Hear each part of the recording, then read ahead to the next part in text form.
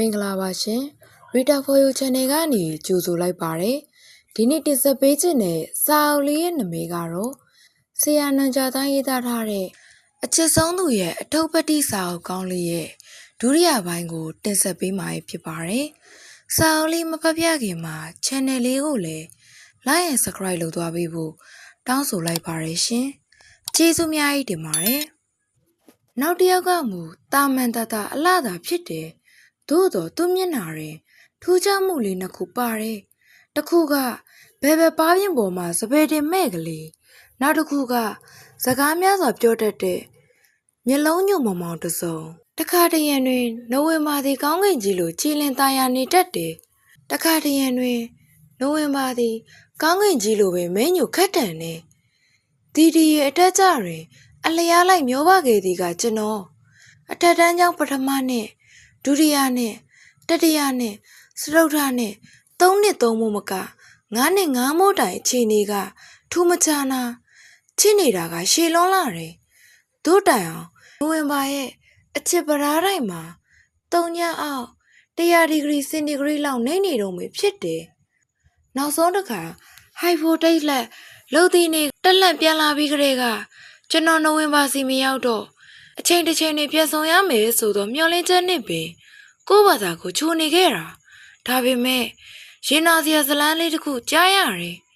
အမေရိကပြန်ဆရာတယောက်နဲ့နိုဝင်ဘာတွဲနေတယ်ဆိုတဲ့တဲ့အစကတော့ကျွန်တော်အပါဝင်ကျွန်တော်ထက်ဆိုတဲ့လူများစင်းတွေထဲ၍စိတ်ချလက်ချနေခဲ့တယ်ဒီဘဲတော့ပွေလဲကြိုးရှိရှိနဲ့အလံခံနေရအောင်ပါပဲလို့ဒီတော့တွင်ကျွန်တော် IND ကအောက်သိပ်ပံစားတောက်ဆိုင်မှာပဲကြပြအုပ်စုနဲ့အဖွဲကျနေခဲ့တာ IND ကြပြအုပ်စုသည်အလွန်တက်ကြသောအစုဝေးဖြစ်၍ဒီထဲတွင်အတော်လေးနှမျောနေခဲ့တယ်နှစ်လည်မဂဇင်းကိစ္စစက်မှုသတင်းစင်ကိစ္စလက်ကမ်းကြပြစာအုပ်ကိစ္စအတော်လုံးများခဲ့တာတရက်တွင်မြို့ရဲသို့ဘလောက်ကိစ္စတစ်ခုနဲ့တွားခဲ့တယ်ဦးတောင်းလာဘလောက်တိုက်ကိုတွားရင်ပြည်သူ့ကော်ဖီဆိုင်မှထား၍ရှောက်ခဲ့ရာပပဝင်းယုံရှိ၌ရုပ်ရှင်လွတ်ချိန်နဲ့တွားတိုးတယ်ကျွန်တော်ရင်နဲ့လက်ခနဲဖြစ်သွားပြီးတစ်ချိန်နဲ့နိုင်ပြီးဘိုးဝါပြင်းပြင်းနဲ့လျှက်စစ်တဲ့အလိုက်ခံရတဲ့ကဲ့သို့တကူလုံးရှိရယုံများရဆိုင်သွားတယ်နိုဝင်ဘာနဲ့ဒေါက်တာကျော်ခတ်ကျွန်တော်မျက်လုံးတစ်ခုလုံးထူပိန်သွားပြီးသူတို့မြင်သွားမှလည်းလွန်စိုးရင်သွားသဖြင့်ဖြက်ခနဲနောက်ဘက်ပြန်လဲလိုက်မိတယ်ရှက်တဲ့စိတ်ဝင်းဒိုရဲ့စိတ်တင်ငယ်သောစိတ်များနဲ့အတူရင်တစ်ခုလုံးပြောင်းဆက်နေတယ်နောက်ပြန်လှည့်လာတဲ့ခြေလမ်းများကလည်းတဖြည်းဖြည်းတွန့်လာတယ်ခက်တော့ရှောက်လာတော့ကျွန်တော်ခန္ဓာကိုယ်ရဲ့စိတ်ဒီကောင်းကောင်းရက်မနေတော့အထက်တန်းကျောင်းမှာခေါင်းလောင်းတန်များတက္ကသိုလ်မှာအချိန်ပြောင်းပွဲများမင်းငုံခေါင်းလောင်းမှာလှိုင်တန်များနားရဲတွင်အတိတ်ခေါင်းလောင်းတန်များဝေးလိုက်နေလိုက်ကျဲလိုက်တိုးလိုက်ဒီကြားရဲတွင်နိုဝင်ဘာရဲ့လောင်မောင်ရီမောတန်များကလှိုင်လာတယ်နှစ်ဖိုးတွေချွေးများတီးလာသဖြင့်လွယ်ထဲမှလက်ကင်ပွားကိုကမန်ကရန်ထုတ်၍တုံးလိုက်ရတယ်ဘလောက်တို့ကြပြကိစ္စဆိုသည်တို့ကျွန်တော်စိတ်ထဲမှာဖဲခွာသွားကြပြီ32လမ်းကဖြည့်၍ချစ်ကမ်းမတိုင်ရှိရာဘက်သို့တုတ်ချီတင်လာခဲ့တယ်ဒီအချိန်တုန်းကအစိုးရဆုံးစိတ်သည်အတီးတယောက်ယောက်နဲ့စုံမကိုစိုးရင်ချင်းပင်တငယ်ချင်းတယောက်ယောက်နဲ့တွေ့သဖြင့်ခုနတော့မင်းနိုဝင်ဘာနဲ့တွေ့လိုက်သေးတယ်ဘဲတပွေနဲ့လို့တန်များကြားရလင်ကျွန်တော်ရှက်တာနဲ့သေလိုက်မယ်ရှစ်ကားကရောက်တဲ့အခါလိုင်းကစောင့်နေစဉ်မတော်တဆသူတို့ပြန်လာနေတိုးနေမှာဆိုတဲ့အတွက်တွေ့တဲ့သုံးမိတ်နဲ့ပြန်လာခဲ့တယ်အဲ့ဒါကတော့မြာလေးနဲ့မတွေ့ခင်နိုဝင်ဘာနဲ့နောက်ဆုံးနှုတ်ဆက်ခဲ့တဲ့နေ့ကမြင်ကွင်းပေါ်တနည်းအားဖြင့်မြာလေးအတွက်တသက်ဒုက္ခလာပေးမဲ့လူတစ်ယောက်ရဲ့ခရီးအဆက်ဆိုပါတော့ညီကုန်းလေးကလည်းတစ်ခုညီတန်းလေးကလည်းတစ်ခုနိုဝင်ဘာနဲ့ပတ်သက်၍ခံစားရအတော်ပြင်းထန်တယ်တခုတော့ဖြေသာပါရဲ့ကြပြလေးတွေလှလာတယ်ကြပြလေးတွေလည်းများလာတယ်အနုပညာလောကတွေဝင်ဆန်းလာပြီးပစ္စမနဲ့ရောက်သည့်နှစ်တွင်ကြပြလုံးချင်းလေးတို့ထုတ်ပြီးနည်းနည်းထင်ရှားလာတယ်ဒီမှာရာဇူအနုပညာအသင်းအုပ်စုနဲ့တိုရီပေါင်းမိခဲ့ကြတယ်ဦးချစ်ဆိုင်တွေထိုင်တက်လာတယ်မြန်မာစာမစန်းနီးရဆရာကိုထိန်ဝင်းနဲ့ရင်းနှီးလာပြီးတော့ကျွန်တော်စီမသူကတချင်းတစ်ပုတ်တောင်းတယ်ကျွန်တော်ကလည်း ထိုအချိန်ကအဆိုင်မဲကဗျာဆရာလို့အမည်ပေးခဲ့ရတဲ့အထိရေရကောင်းတယ်နောက်တစ်နေ့တွင်ကျွန်တော်တခြင်းစာသားပေးလိုက်တယ်အချစ်ဆုံးသူရဲ့အထောက်ပတ်တီးဆိုတဲ့တခြင်းစာသားကိုကိုထိန်ဝင်းကတိတ်သဘောကျသွားတယ်သူကိုယ်တိုင်ဆိုမယ်လို့လည်းပြောတယ်ထို့ကြောင့်ထိန်ဝင်းတခြင်းတိုက်တဲ့နေ့ကျပြောပြကျွန်တော်ကြည့်ကျင်တယ်ကိုထိန်ဝင်းကအာကောင်းတာပေါ့ဗျာလာမယ့်စနေနေ့အာစီကစနေရခန်းကိုလာခဲ့ကျွန်တော်တို့ရှိနေမယ်နေ့လယ်7 နာရီနောက်ပိုင်းပေါ့โอเคကိုထိန်ဝင်းကျွန်တော်လာခဲ့မယ်စနေနေ့တွင်ကျွန်တော်ကစိုးရိမ်ရောက်နေတယ်ကျွန်တော်ရောက်ပြီးအတန်ကြာမှကိုထိန်ဝင်းတို့ရောက်လာပြီးစနေရခန်းမှာစူးကြတယ်ဆိုမဲ့သူများမလာကြသေးသဖြင့်ကိုထိန်ဝင်းကကျွန်တော်တခြင်းကိုစားတိုက်တယ်ကိုထိန်ဝင်းမှာစနေရတာကောင်းတယ်မဟုတ်အဆိုကလည်းကောင်းတယ်တဖြည်းဖြည်းဝေးဝေးရည်သွားမောင်းမြသားရဲ့တဖြည်းဖြည်းဝေးဝေးရည်သွားမောင်းမြသားရဲ့ဆိုတဲ့အပိုက်တွေလှိုက်တန်လေးများနဲ့ဆွဲထိန်သွားပြီးနောက်ကလိုက်လာတော့စနေရသံတရွတ်ကြွရွလေးတွေပေါ်မှာအလန်းသမားတစ်ယောက်မျက်ရည်ပေါက်ပေါက်ကျနေသလိုခံစားရတယ်ကျွန်တော်သူ့စနေရတွေမျိုးပါနေမိတယ်အစိုးဖွဲမှမိန်းကလေးတိုက်ဝင်လာတော့တချင်းတိုက်နေပါလားလို့တတိယတော့တယ်နှုတ်မမျက်ရည်အကျ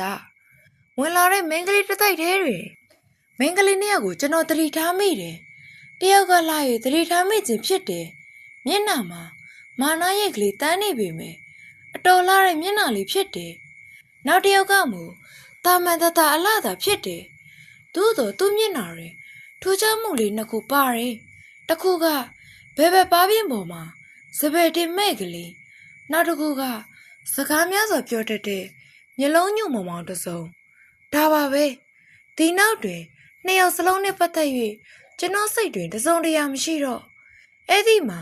စီစဉ်ပေးနေတဲ့ကိုတောင်းဟန်ကခုနသိလာတယ်ဆိုတဲ့မိမလလေးကို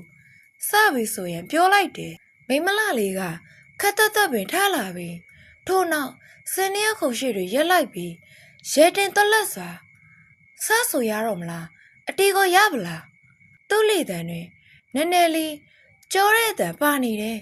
ကိုထိန်ဝင်းမျက်နှာရောင်ရောင်လေးတင်းသွားပြီးဟုတ်ကဲ့ရပါပြီဆိုပါကျွန်တော်တီးပါမယ်ကိုထိန်ဝင်းတန်ကတိတိတသာပြော့နေတယ်ဒီကလေးကကျွန်တော်သိလိုက်ပြီကိုထိန်ဝင်းနှိပ်တော့မယ်ကိုထိန်ဝင်းရဲ့ဇနီးယားကအပြင်လောကသာထွက်နိုင်လေရှက်ရှက်တောက်လာမဲ့လက်ပြီးတော့သူ့အထာကနည်းနည်းချင်လာပြီဆိုလေ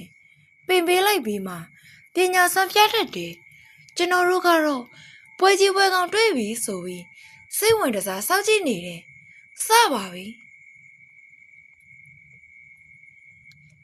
ဝင်လာကလေးကမိုးဒီမိုးပေါက်တွေပြုံးစားကြီးကျဲချလိုက်သလို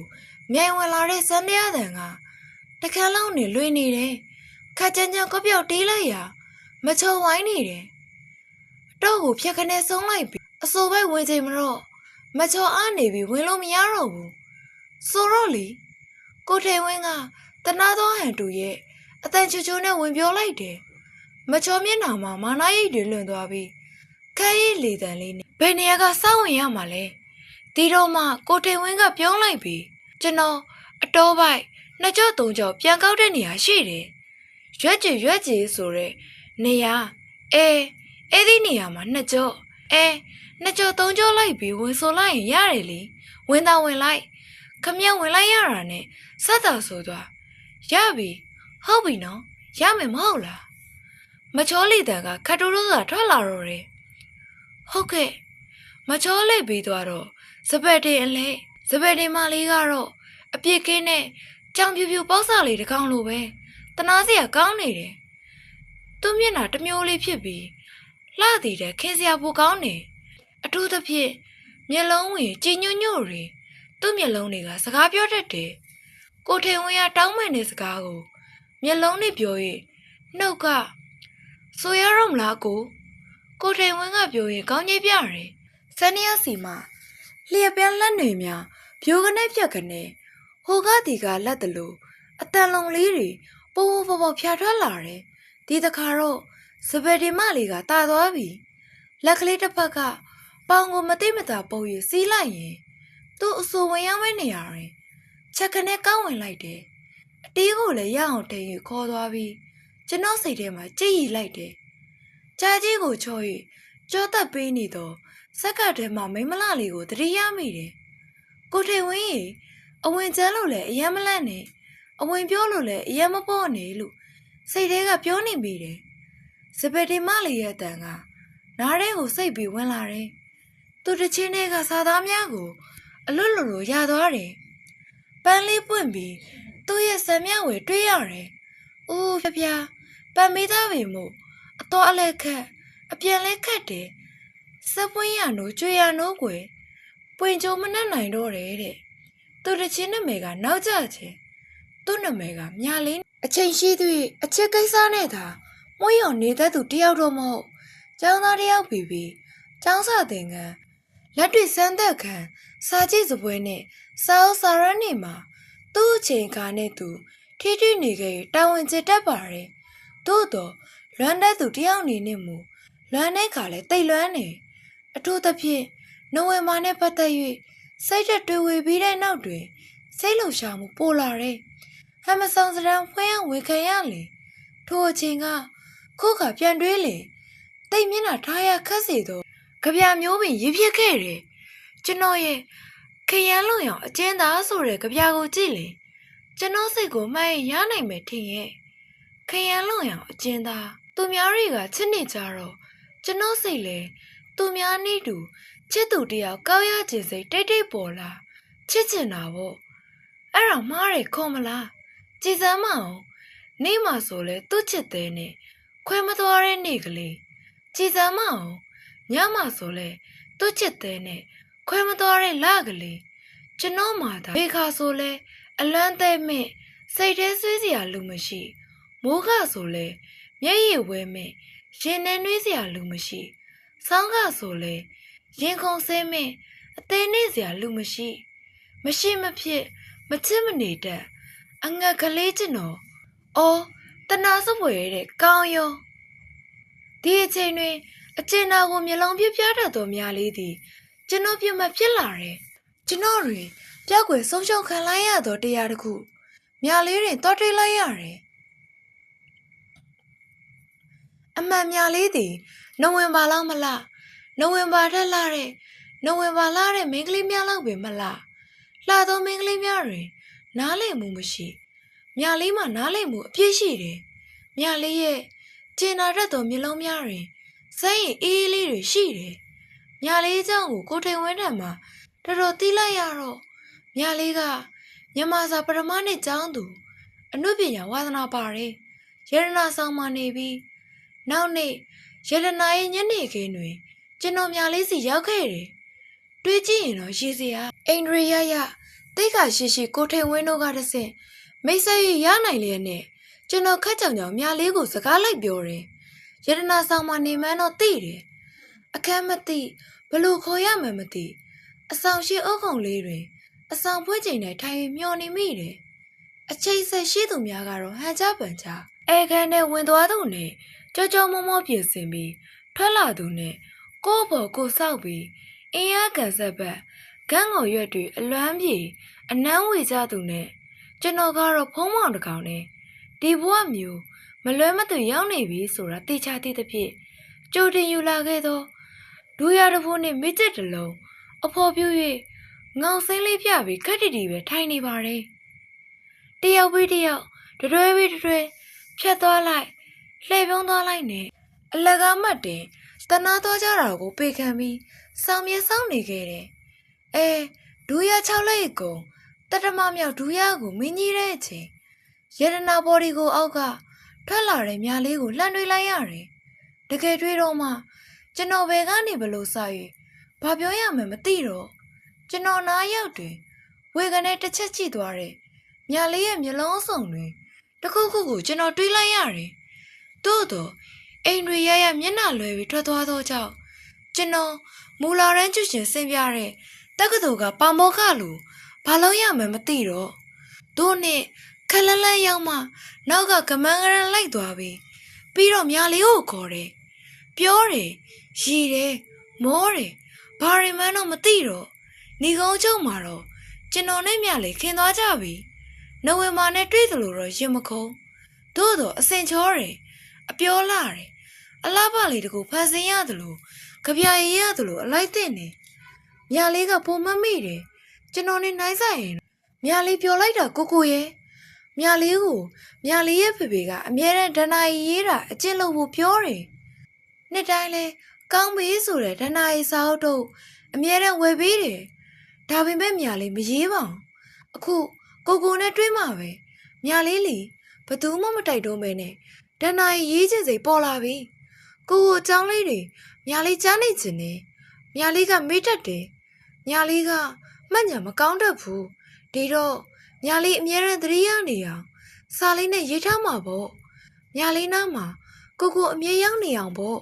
ကိုဟာလေတိတ်ရည်စရာကောင်းတာပဲတချင်တိုက်တဲ့နေ့ကလေးကမြာလေးကိုတွေးတာပဲအဲ့ဒီတုန်းကလေးက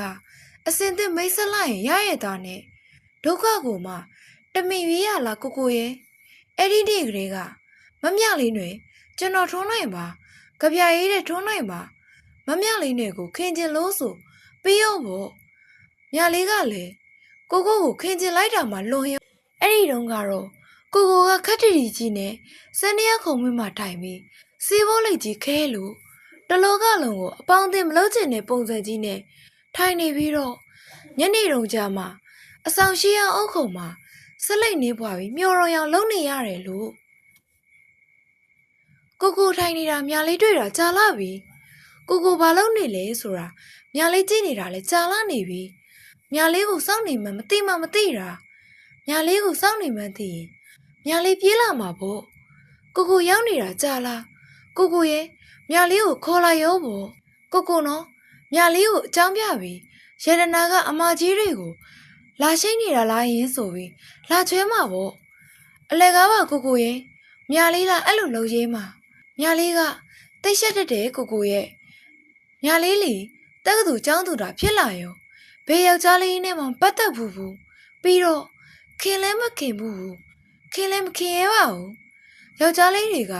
တိတ်ကြောက်စရာကောင်းတာလို့မေကခဏပြောဖို့တာအိမ်မနေစံနေရတီတချင်းဆိုမြလေးဒီလိုပဲနေလာခဲ့တာကိုရဒါကြောင့်လေတယောက်တည်းကူကြီးကိုကြည့်ပြီးမြလေးရီမောနေတာကိုရီစားများရတနာမှာရှိလားကိုဘယ်မှာကြီးများလာဆောင်နေပါလဲကိုမှရီစားတော့ရှိမှာပေါ့နဲ့အများကြီးတွေ့ပြီးကိုခိုးကြည့်နေတာအကြာကြီးသာကြာသွားရောကိုတယောက်တည်းထိုင်နေတာတွေ့လို့ကိုငါမြလာရှာတာလားမသိဘူးလို့မရေတရတွေးမိတယ်ဟုတ်မယ်မထင်ပါဘူးမြလေးလို့ဖစီရဘာမိတ်ကခြာတိတ်မှမလားမပလေးကိုစိတ်ဝင်စားမှာမဟုတ်ပါဘူးလို့တွေးမိတာပေါ့ဒါပေမဲ့ကိုမြငါ့ကိုလာဆောက်ရင်ဆိုတဲ့မျောလင်းချက်ကလေးနဲ့ဟုတ်လို့ဟုံညာဖို့ကိုရဲ့ညာလေးခက်တီလမ်းလျှောက်ထွက်သလိုဘာလို့နဲ့ထွက်လာခဲ့တာကိုနာရောက်တော့လဲညာလေးကိုမမိပြီးခေါ်လိုက်မလားလို့မသိမသာကြည့်လိုက်ပါသေးတယ်ကိုကပေကကြီးကြည့်လိုက်တော့ညာလေးလည်းစိတ်တက်ကြသွားပြီးအရှိန်မပြတ်ဆက်ရောက်သွားတာပေါ့စိတ်ထဲမှာတော့ပြန်လေပြေးပြီးအခန်းထဲရောက်မှခေါင်းမျက်နှာအပ်ပြီးငိုချချင်လိုက်တာလေသူများကတော့ကိုမြလာဆောက်သလားဆိုပြီးကမန်ကရန်တိုးဘက်ကလေးတို့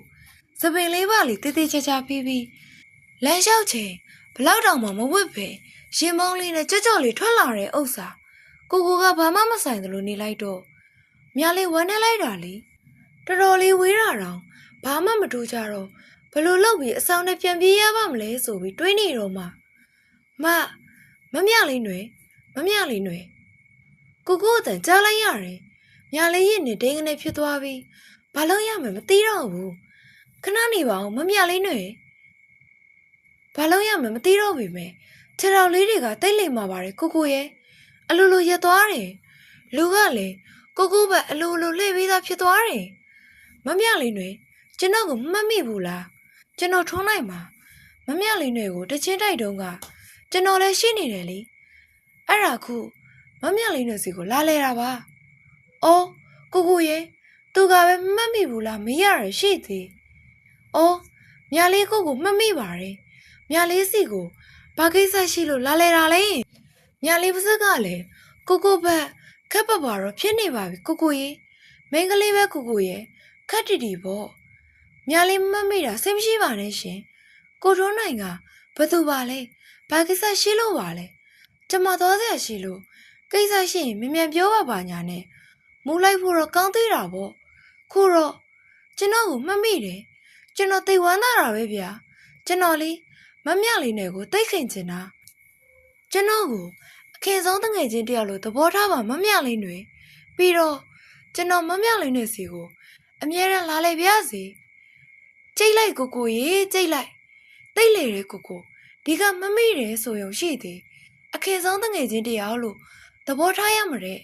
ပြီးတော့အမြဲတမ်းလာလေပြစီတဲ့ဟေးညင်းလိုက်ရင်မကောင်းရှိတော့မယ်ဒါပေမဲ့ခက်တာကမြလေးကလည်းညင်းမိုးနေတတာဟုတ်ကဲ့ကိုမြလေးလည်းခင်တက်ပါတယ်ကောင်းရောပါမိမြလေးရေခုမှရွေရင်းတုံးယုံရှိသည်ရေကြီးတောက်ယုံမကဘူးတောက်ရိုရီပါကပ်ပြီးသွားပါရောလားတစ်ဖက်ကရွှေပေးလို့မရတဲ့မိမတို့အိမ်တွေတားနေပေမဲ့မြလေးစကားကြောင့်ကိုမျက်နှာလေးရှင်သွားတာမြင်ရတော့မြလေးဝမ်းသာသွားတယ်ကိုကရီးလိုက်ပြုံးလိုက်ရင်တိတ်ချစ်အဲလေဖွာတေးမဟုတ်ဘူးလေတိတ်ခင်ဆုံးဖြစ်ဖို့ကောင်းတာပဲကိုပြုံးကတိတ်ကျင်လင်ပြီးပွင့်လင်းလွတ်လပ်တော့မြင်ရတဲ့သူတော်အလိုလိုပြောလာသလိုရှိတယ်မြလေးတော့ကိုပြုံးကိုနမည်ပေးလိုက်ချင်တယ်ကဝေအပြုံးလို့လေဖတ်စားနိုင်လုံးလို့ပေါ့မမြလေးတွေကကျွန်တော်ခင်ကိုလက်ခံမယ်ဆိုလို့တိတ်ဝမ်းသာတာပဲဗျာကျွန်တော်မှဘယ်မင်းကလေးတငယ်ချင်းမှလည်းမရှိပါဘူးကျွန်တော်တို့ IND ကလည်းဖုန်ကြီးကြောင့်မို့လားမာတို့ကောင်မတွေကလည်းရှားပါပြီးတဲ့နဲ့ပြီးတော့ကျွန်တော်တို့ Physical Electrical မှာဆိုပို့ဆိုးသည်ကျွန်တော်တော့မမြလေးတွေကိုပဲအခင်ဆုံးလို့သတ်မှတ်ပါတယ်ကိုကတိတ်စကားတတ်တယ်တခါရဲတေဝပြောတော့တဲ့စကားနဲ့ရည်စားမရှိတာရောစက်မှုတက္ကသိုလ်ကျောင်းသားဆိုတာရောပြင်စမနဲ့လျှက်စစ်ကဆိုတာကိုရည်စားစကားရဲ့ပရမနေတံကိုအပြက်ပြောလိုက်တာပဲညာလေးဘာမှပြန်ပြောရတော့ဘူးကိုကဝေအပြုံးကိုပဲမလုံမလဲပြုံးနဲ့တုတ်ပြန်လိုက်ပါတယ်သွားမယ်တော့မမြလေးတွေကျွန်တော်နောက်နေ့မှလာပါအောင်မယ်မမြလေးနဲ့အခန်းက60ပါကုံရောမင်းမြလေးနဲ့တော့အဲ့တော့ဖာမောက်ကိုတန်တော်ဦးတင်နေပြီးတော့တယ်ဒါပေမဲ့ကိုအတွက်ပဲဟာမြလေးမနှမျောပါဘူးကိုရဲ့တက်တာကိုအဲ့တော့မယ်အော်တိုဘာလ3ရက်1984ခုနှစ်ကြာတာပရင်းနေ့ကိုနဲ့စခင်နေနေချစ်ဆိုတာလျှက်စစ်လိုပဲတငယ်ချင်းဟောဒီလျှက်စီးပတ်လန်းမှာလျှက်စစ်စီကြောင်ရှိနေတယ်ခေဟောင်းကယူဆချက်ကတော့အဖိုးကအမစီးတာပေါ့ကွာခေတ်မှာတော့အမကဖိုးစီးတယ်လို့ယူဆတဲ့ခါလည်းရှိတယ်အဖိုးကအမစီးတယ်လို့ယူဆတဲ့ခါလည်းရှိတယ်ဘလို့ပဲယူဆလျှက်စီးကြောင်ဆိုတာမမြင်ရတဲ့အရာတစ်ခုပဲထုံးနိုင်မမြင်ရလို့အယမ်းတင်မသိနဲ့မထိလိုက်မကင်လိုက်နဲ့မမြင်ရတဲ့လျှက်စစ်ကသေတဲ့အထိဒုက္ခပေးနိုင်တယ်ဘိုးအမြင်လျှက်စစ်ကြောင်းမှာအနည်းဆုံးဘိုးက3300အေးအချစ်ကတုတ်တက်ပြင်းနေဒါတောင်ဘိုးက1500ပဲရှိတာဘိုးအမြင်စမ်းသက်ခန်းတွေလက်တွေးလို့ရင်တန်းအောင်ကကျွန်တော်ကိုတဲဝါးရေးသတိပေးလိုက်တယ်ညာလေးနဲ့ကျွန်တော်အကြောင်းကိုသူ့ကအတိပေးပြီးကလေးကသူကတားတယ်သူနဲ့ကျွန်တော်ကစိုးတာမြေကောင်းနိုင်ပဲနှစ်ရှည်လာမြပေါင်းသိလာခဲ့သူဖြစ်သည်ဖြစ်ကျွန်တော်အကြောင်းကိုသူအသိဆုံးပဲတခါရင်သူကကျွန်တော်ထပ်ပဲကျွန်တော်အကြောင်းကိုနားလေတယ်လို့ထင်ရတယ်ကျွန်တော်မြလေးနဲ့ကျွန်တော်အကြောင်းကိုသူ့ကိုပြောပြတဲ့အခါမြလေးကိုနှစ်ကာချစ်တဲ့အနေထားမျိုးဖြစ်ပြောပြခဲ့တယ်ခရမ်းလုံအောင်ကိုကျင်းသားတွေးမျိုးစိုးစေးမြမဟာခဲ့တို့တိုင်အောင်သူကကျွန်တော်တွေးကိုဓာတ်မှန်ရိုက်ကြည့်သလိုသိနေတယ်သူစကားတကုန်းကိုကျွန်တော်အမြင်မမိနေတယ်မင်းလုံးပုံကဟိုကားချက်တွေကရှေးဦးသူနာဖြူနီးလို့တလို့ဓာတ်လိုက်ခံရတာကိုကုနေတာတွန်းနိုင်ဒါပေမဲ့ဓာတ်လိုက်ခံရတာကိုသူနာဖြူကုတာကပျောက်သွားရင်ဘာပြဿနာမှမရှိတော့ဘူးလျှက်စစ်တက်ကသိရင်မသိရင်သိရပါယောဂပြီးတတ်တဲ့နာရာရှိမဟုတ်ဘူးမင်းဓာတ်လိုက်ခံရတာကသိရပါနာရာရှိအချစ်တိုက်လိုက်ခံရတာကွကုရုံမဲ့တတ်တာမဲပြောင်းမဲ့နာမဟုတ်ဘူးပိုဆိုးရင်သာဆိုးသွားလိမ့်မယ်ကျွန်တော်လည်းထိမ့်ပါတယ် ညာလေးနဲ့ရင်းနှီးခဲ့တာကြာပြီညနေတိုင်းလိုလဲယတနာကိုလာတဲ့စကားများစွာဖောင်ဖွေပြီးညာလေးနဲ့ဆက်နေသိရတော့အသက်တို့မတ်ချူတို့အဖော်ကောင်း၍တနင်္ဂနွေတို့အခါကြီးရဲ့ကြီးတို့မှလည်းရွှေတကုံဖျားတက်တယ်တန်လင်သွားတယ်တလိမ့်ဆိုင်ုံသွားတယ်ပျော်စရာအစည်းအရုံးလေးတစ်ခုဖွဲ့မိကြတယ်သွားတိုင်းလာတိုင်းတွေလည်းအားလုံးကကိုယ့်အသည့်လေးများနဲ့ကိုကျွန်တော်တို့နှစ်ယောက်ကိုတတိတတန်သတ်မှတ်ထားကြတယ်ထိုင်လင်းလဲမြာလေးပြေးမှာကျွန်တော်နေရလမ်းလျှောက်ရင်လည်းမြာလေးနောက်မှာကျွန်တော်တို့နေရချန်ထားတယ်စကားတွေပဲမြာလေးနဲ့ကျွန်တော်ကိုခွဲရင်မပြောကြမြာလေးနဲ့ကျွန်တော်မှာတရားမဝင်သမီးစားဆင်းတို့ရောက်တယ်လို့ပြောလင်ရမယ်သို့တော့ချစ်ဆိုတဲ့စကားလုံးလေးကိုအသုံးမပြုကြသေးအရေးတွေအကောင်မြင်နေရတော့လေအကောင်ကိုမူမမြင်ကြအောင်ဆောင်ထားကြတယ်ဒီအချိန်များပဲကျွန်တော်ဖွင့်မပြောကျွန်တော်စိတ်ကိုကျွန်တော်မသေးကြရေးဖြစ်တယ်ကျွန်တော်နှလုံးသား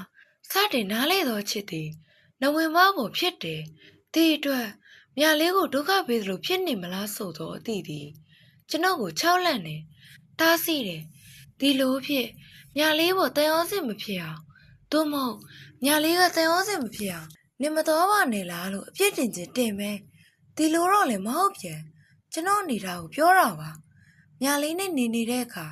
ကျွန်တော်ပြောတယ်မြလေးနားမှာနေရချင်းသည်နွေနေခင်းရဲ့အရေးကောင်းသောအပင်ကြီးအောင်ခိုနေရတယ်လို့ချမ်းမြေလုံလောက်တယ်လူမှန်သိစကလေးအမေးရင်ဝင်မှာနေရတယ်လို့ကျေနပ်တယ်ကျေနာတတ်သောအမတယောက်ရှိထားတယ်လို့ပြည့်စုံပြီးစိတ်အောင်သာရှောက်ပြောရလေရန်ကုန်မန္တလေးလမ်းမကြီးတစ်လျှောက်ဖြစ်အောင်လေရီတီတီလေးနဲ့ရေးလင်အောင်စုံမမတင်မြလေးနဲ့ပတ်သက်လေကျွန်တော်စိတ်နှွေးထွေးစင်ကြယ်တယ်မြလေးစီမှာအနမ်းတွေအလန်းတွေအမောတွေထက်မြလေးရဲ့ပြုံးမြလေးရဲ့စကားသံမြလေးရဲ့တွေ့တာမှုလေးတွေကိုကျွန်တော်ပိုးရင်မမောတယ်မြလေးရဲ့အငွေ့သက်များသာနိုဝင်ဘာကိုလွှမ်းခြုံရရလေဤကဘာမှာကျွန်တော်ကံကောင်းဆုံးဖြစ်သွားနိုင်တယ်ဖြစ်နိုင်လေမြလေးနဲ့ကျွန်တော်အေးချေနေဖိုးဝေးစစ်စစ်လေးနဲ့ပဲတစ်သလုံးနေသွားခြင်းနဲ့သို့တော်လူသည်တဘာဝကိုအန်တူရီမရကြားရကောင်နဲ့မတယောက်လင်းမယားမဟုတ်တစ်သလုံးနေသွားရဲ့ဆိုသည်မှာတမီဝမ်းနဲ့ဆင်းလာမယ်မောင်နှမချင်းမိမလွယ်ဒီအသည့်ကိုလိမ်မြန်တက်လက်စွာနိုးကြလာအောင်ပြုလုပ်ပေးသောကိစ္စသည်1984ခုဖြစ်ပွားတဲ့အရေးခင်းတစ်ခုဝင်ဖြစ်တယ်အရေးခင်းကြောင့်ကြောင်းပိတ်လိုက်ရပြီမြလေးသည်လည်းမိဘများရှိရာတောင်ကြီးသူပြန်နေကျွန်တော်လည်းကျွန်တော်ပြန်နေဒီတော့မှကျွန်တော်တို့နှစ်ယောက်သည်ဘာမှမဆိုင်ကြတဲ့သသိန်းသက်သာများသာဖြစ်ကြောင်းသိလာတယ်ရက်ရှည်ခွဲခွာမှုသည်ကျွန်တော်တို့ဟာတစုံတရာကိုတက်လန့်ပေးလိုက်ပြီရာသီမသိပန်းနဲ့ညီဟူသောစကားရှိတယ်တရိယာချင်းတဏ္ဍချင်းဆိုသောပန်းကလေးများကျွန်တော်ပတ်ဝန်းကျင်နဲ့ပွင့်လာတယ်လို့ကျွန်တော်ထင်တယ်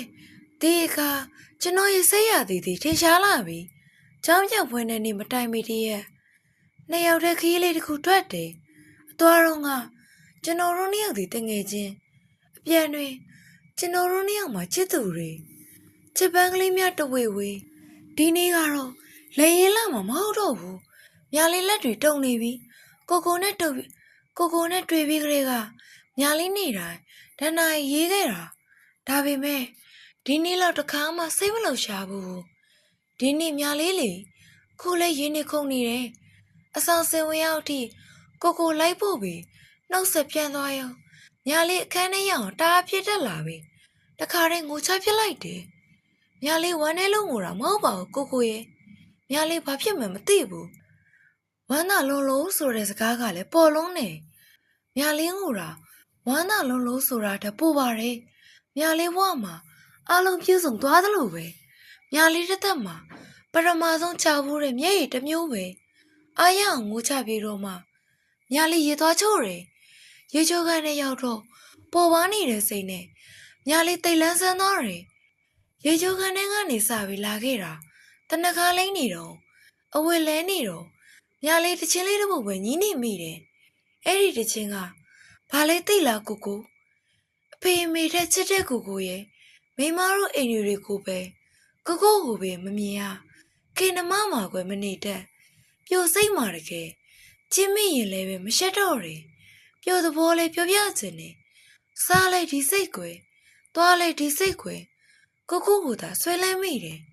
မြင်ချင်းပဲချစ်မိတယ်မြင်ချင်းပဲချစ်မိတယ်စေတနာကိုပေါ်ထားလို့ပြုံမီမြတ်တာရှိပါမယ်ရေစာအောင်ဆူတောင်းပြေးလို့တင်တယ်ဒီဘဝမှာလည်းချစ်မပြေကိုကိုရဲ့ချစ်လက်ဆောင်မကုန်ဘူးခွေကိုကိုရဲ့မြလေးမှာစောင့်နေကြတာကြာလာပါပြီခွေမြလေးလေမြမပြေမှာသာမဟုတ်ရင်ကိုကိုပြောကိုမစောင့်ပါဘူးဘသူမှအနားမှမရှိတော့ကိုကိုရင်ခွင်နဲ့အတင်းတိုးဝင်ပြီး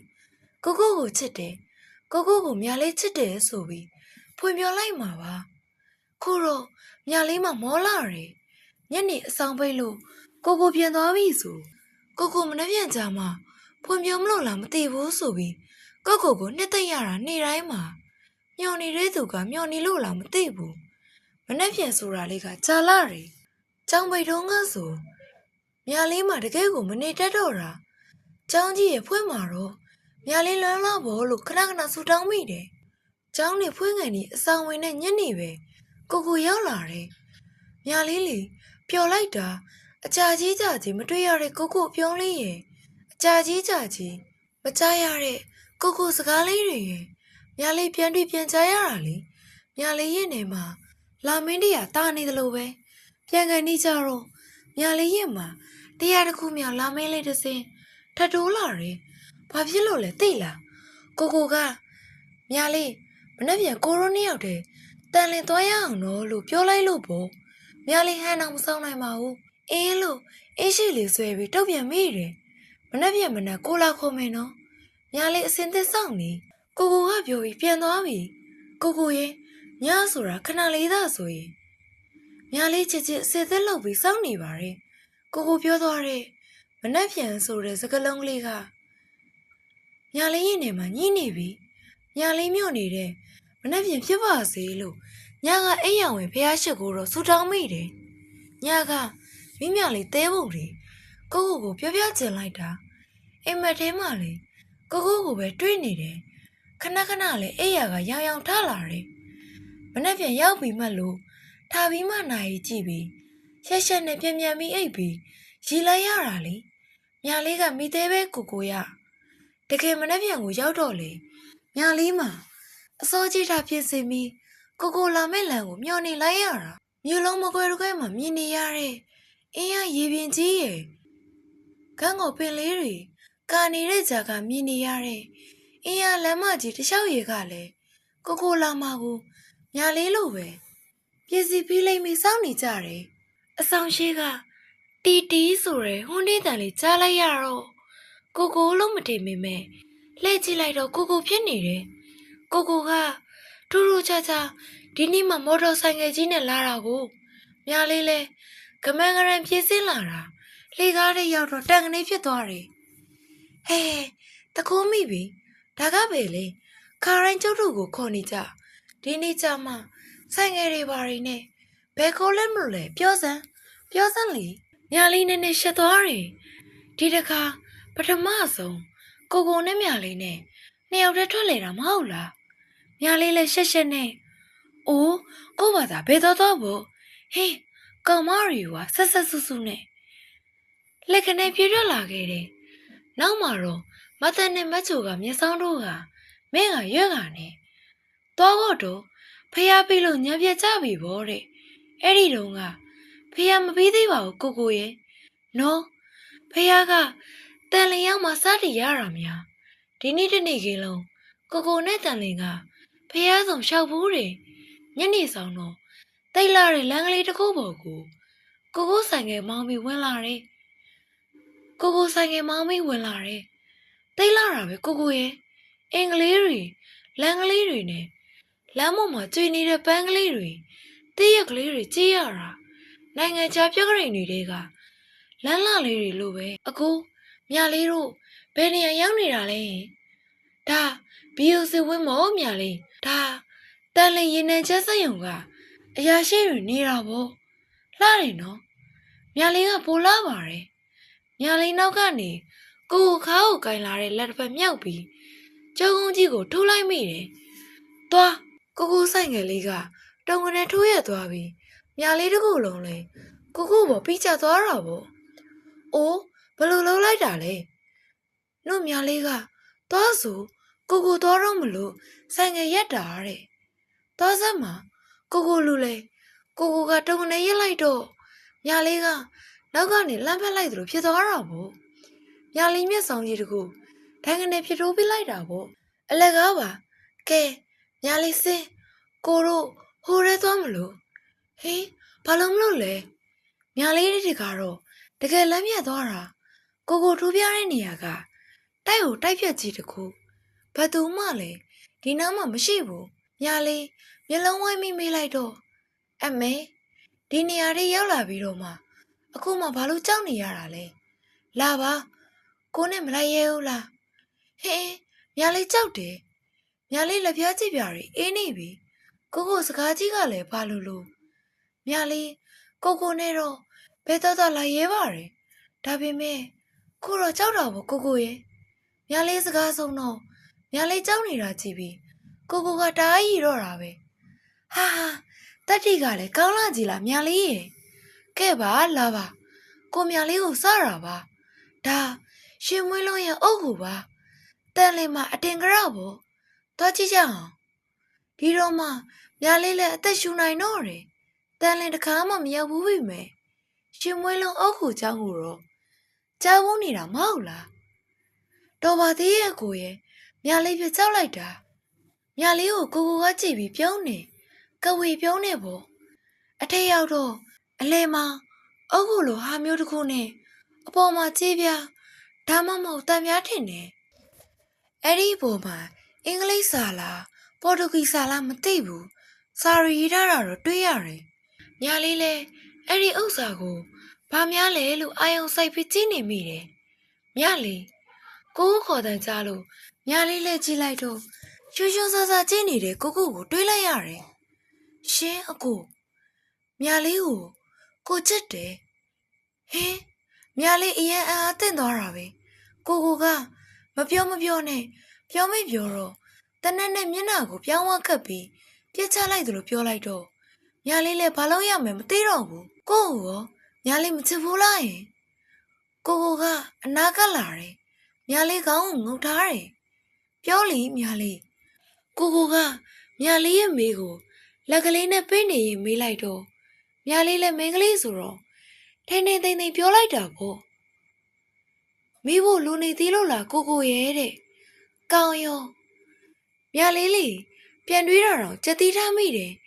လူကလည်းပြတ်တဲ့နေရာမြလေးစီကအဖြေရပြီဒါပေမဲ့ကိုမြလေးပါပုံမှာအနမ်းနုနုလေးတခုကျင်နာနာလေးပြီးတော့တာကလွယ်လို့တခြားဘာခွင့်ရေးမှမယူခဲ့ပါဘူးကျေးဇူးတင်ပါတယ်ကိုရဲ့နားဆင်ကစားပေးတဲ့တူတယောက်ချင်းစီကိုကျေးဇူးများကြီးတင်ပါတယ်